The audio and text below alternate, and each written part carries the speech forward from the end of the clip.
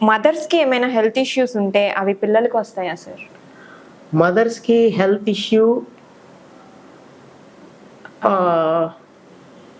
అంటే ఇప్పుడు diabetic mother కానీ లేకపోతే హెల్త్ ఇష్యూస్ వాళ్ళకి ఏదైనా బీపీ, షుగర్ అట్లా ఏమన్నా ఉంటే అవి ప్రెగ్నెన్సీ టైంలో ఉంటే బేబీకి ఏమన్నా ట్రాన్స్‌ఫర్ అవుతాయంటారా? అంటే అన్ని బేబీకి వస్తాయి అని చెప్పలేము అసలు. ఓకే. కానీ మదర్‌కి ఏదైనా హెల్త్ ఇష్యూస్ ఉంటే ఓకే. బేబీ కొంచెం వరకు ఎఫెక్ట్ అవ్వచ్చు. ఓకే. ఫర్ సపోజ్ మదర్‌కి డయాబెటిస్ ఉంది అనుకున్నాం. ఓకే. మదర్‌కి డయాబెటిస్ ఉంది, ప్రెగ్నెన్సీ కంటే ముందుందా, ప్రెగ్నెన్సీలో వచ్చిందా అనే దాన్ని బట్టి ఉంటుంది. ఓకే. సో ప్రెగ్నెన్సీ కంటే ముందే ఉంటే మరి బేబీకి సరిగ్గా రక్త సరఫరా అవ్వకపోవడం వల్ల ఓకే. బేబీ తక్కువ బరువుతో పుట్టే అవకాశాలు అవి ఉంటాయి. ఓకే. అదే డయాబెటీస్ మదర్‌కి ప్రెగ్నెన్సీ అప్పుడు వచ్చింది అనుకోండి. ఓకే. సో మదర్‌కి గ్లూకోజ్ ఎక్కువ ఉండడం వల్ల అదే గ్లూకోజ్ బేబీకి కూడా ఉండడం వల్ల ఓకే. బేబీ కూడా ఎక్కువ ఇన్సులిన్ అది ప్రొడ్యూస్ చేసుకొని దాన్ని తగ్గించడానికి ఓకే.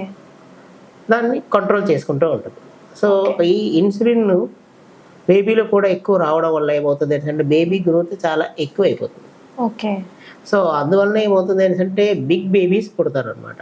ఓకే. సో వాళ్ళని లార్జ్ ఫర్ జెస్టేషనల్ ఏజ్ అని అంటారు. ఓకే. సో మదర్‌కి డయాబెటీస్ ప్రెగ్నెన్సీలో వస్తే large for gestational age okay. Babies పుడతారు. ప్రెగ్నెన్సీ కంటే ముందే డయాబెటీస్ అది ఉంటే small for gestational age baby పుడతారు. అంటే బరువు తక్కువ ఉండే బేబీస్ పుడతారు. ఇప్పుడు అలాగే మదర్‌కి బీపీ ఉందనుకోండి. ఓకే. సో మదర్‌కి బీపీ ఉండడం వల్ల ఏమవుతుంది అంటే దీన్ని యూట్రో ప్లసెంటల్ సర్క్యులేషన్ అంటారు. Okay. So utero placental circulation అంటే గర్భసంచి నుండి బేబీకి మన బొడ్డు తాడు ద్వారా వచ్చే సర్క్యులేషన్ అనమాట. అంటే మావి బొడ్డు తాడు ద్వారా వచ్చే సర్క్యులేషన్. ఓకే. మదర్‌కి బీపీ ఉంటే యూట్రస్ బ్లడ్ సప్లై తగ్గిపోతుంది.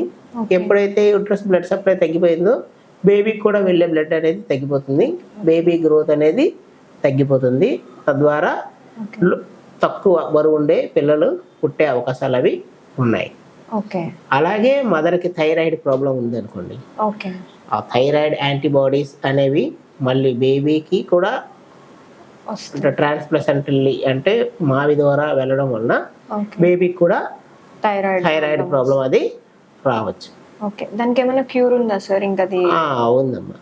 ఇప్పుడు మనకి ఏంటి అంటే బిడ్డ పుట్టిన 72 గంటల తర్వాత మనం థైరాయిడ్ టెస్ట్ అది చేస్తాం. ఓకే. ఒకవేళ బేబీకి థైరాయిడ్ ఉంటే చెప్పుద్ది టీఎస్హెచ్ అనేది ఎక్కువ ఉంది అనేసి. సో టీఎస్హెచ్ ఎక్కువ ఉండే బేబీలందరికీ కూడాను హైపోథైరాయిడ్ అంటే థైరాయిడ్ లోపం ఉంది అని మనం గుర్తించగలం.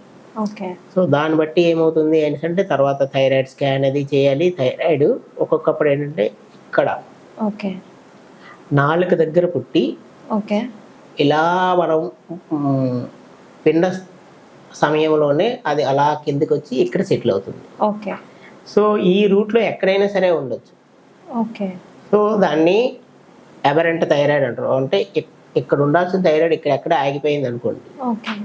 సో దాన్ని అబరెంట్ థైరాయిడ్ అంటారు. సో అలాగా లేదు అంటే థైరాయిడ్ డిస్ప్లేసియా ఓకే. అసలు లేదా థైరాయిడ్ అసలు రాలేదు, థైరాయిడ్ ఎజెనిసిస్. ఓకే. రాకుండా కూడా ఉంటుందా సార్?